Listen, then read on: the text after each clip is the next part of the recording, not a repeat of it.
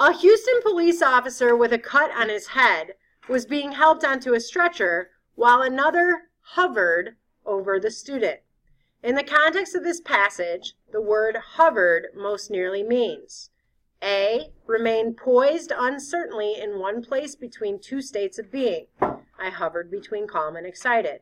B. Wait or hover close at hand in a tentative or uncertain manner.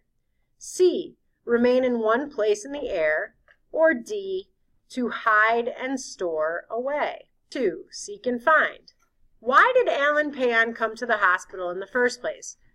Now, this is not why the hospital thought he was coming. It's why he knew he was coming in his rational mind. Was it A, for treatment of possible bipolar disorder, B, to become a medical student, C, for treatment of minor injuries sustained when he jumped out of his apartment, or D, to save the hospital from mass destruction? 3 is also a context clues question. It says, kept overnight for monitoring of minor injuries, he never saw a psychiatrist and became increasingly delusional. According to the context of this passage, the word delusional most nearly means A, out of touch with reality, B, combative and violent, C, feverish, or D, clearly understanding. Number 4, cause and effect and seek and find. Why did the nurse eventually call security on Alan Pean? So what was he doing that caused her to need to call security? A, he was becoming increasingly delusional and he scared her. B, he was refusing to listen to instructions to get dressed and the proper action for her was to call security. C, he was becoming more and more ill and she needed medical assistance. Or D, he threatened and threw things at her and she was in danger. Number 5, cause and effect. Why is so little information available regarding how many patients have been injured or killed by security in hospitals? Is it A, hospitals are not required to report or keep records of such incidences? B, many security guards are military veterans. C, police blotters, court documents, and government health reports have identified more than a dozen in recent years. Or D, more and more American hospitals are arming guards with guns and tasers. Again, remember the question's asking, why don't we know about people who are injured or killed by security in hospitals? Number 6 is a main idea question, so we do need to read this little section. It says, they have occurred as more and more American hospitals are arming guards with guns and tasers, setting off a fierce debate among healthcare officials about whether such steps, along with greater reliance on law enforcement or military veterans, improve safety or endanger patients. The above sentence really outlines the main question or purpose of the article. According to the sentence above, which of the following questions does the article seek to answer? So this whole article and the whole podcast, what's it worried about answering? Is it A, does arming guards in hospitals create a safer environment or create dangers to patients there? B, do people in hospitals deserve to be shot? C, are military veterans suffering from PTSD? Or D, are guns better than tasers? Okay, so number 7 says, an intelligent and careful reader might draw the conclusion that mentally ill patients are most in danger when hospital security is armed. Which of the following details from the passage could support that conclusion? Okay, so you're trying to prove mentally ill patients are most in danger when hospital security is armed. Which 2 of these proves that? Okay, here's your first choice. In recent years, dissatisfied relatives even shot 2 prominent surgeons in Baltimore and near Boston. Okay, so you ask yourself, does that have something to do with mentally ill people being in danger? Second choice, the same day Mr. Pean was shot, a patient with mental health problems was shot by an off-duty police officer working security at a hospital in Garfield Heights, Ohio. Does that have something to do with mentally ill patients being in danger? Yeah. Third choice, last month, a hospital security officer shot a patient with bipolar illness in Lynchburg, Virginia. 2 psychiatric patients died, one in Utah, another in Ohio, after guards repeatedly shocked them with tasers. Next choice. In Pennsylvania and Indiana, hospitals have been disciplined by government health officials or opened inquiries after guards used stun guns against patients, including a woman bound with restraints in bed.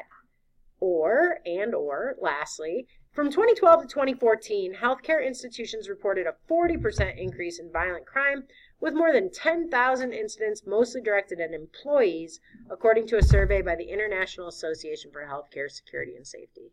So your big hint on that one, choose the two that mention mental health or psychiatric patients. Number 8, context clues.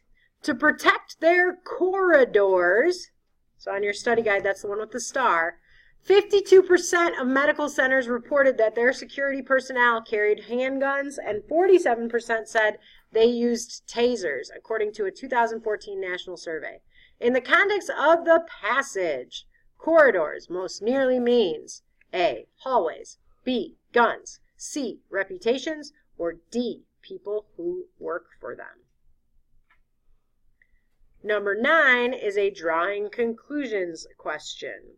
So if we skip those paragraphs, it says, according to the evidence presented in the passage, with which of the following statements would the author be most likely to agree?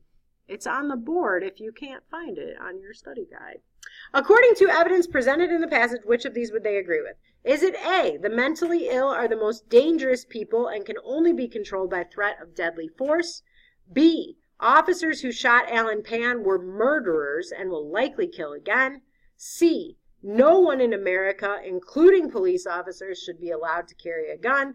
Or D, properly trained hospital security guards do not need weapons because they have the skills to deal with patients in hospitals. Number 10 is a seek and find question. So the question is, how is Alan Pean different from his family? Again, the answer is on the board behind me or on your study guide. A, he is mellow while they are high-strung and high-achieving. B, he has achieved much more in his life than his brothers ever will. C, he is from New York while his family is from Texas. Or D, he is American while they are Haitian. Number 11, also up here. He was hospitalized for more severe recurrence the next year at the end of his second year at the University of Texas. He was kept for a week and told that he had possible bipolar disorder, though his symptoms did not reappear for years, even after he tapered off medication. In this context, the word taper most nearly means A, slim-fitting pants, B, a slender candle, C, stopped suddenly, or D, to lessen or reduce.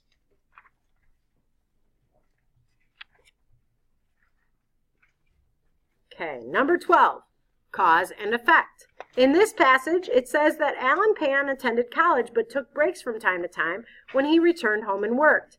Using the evidence surrounding that information in the passage, why would Alan have needed to take breaks? Is it A, his depression and anxiety would often make it too difficult for him to stay away from home at school? B, his family was poor and needed him to contribute by working? C, Alan's drug problem got him kicked out of school on a regular basis? Or D, Alan played too many video games? 13, seek and find. According to the passage, what action did Christian Pean do when he became concerned about his brother? You may need to go back and look at the passage. It starts in the paragraph, it says, I'm just going to read it.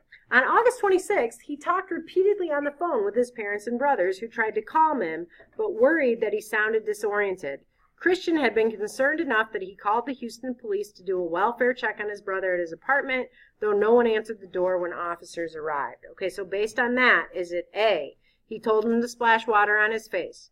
B, he flew to Houston to be with him? C, he sent him his medication? Or D, he called the Houston police and asked them to do a welfare check on him? Number 14. You've got the sentence about vacillating, so it says, his mind vacillating between the knowledge that he needed psychiatric medication and encroaching delusions that he was a Barack Obama impersonator. On your study guide, you have that picture of that fan, so that's where you want to look for this answer.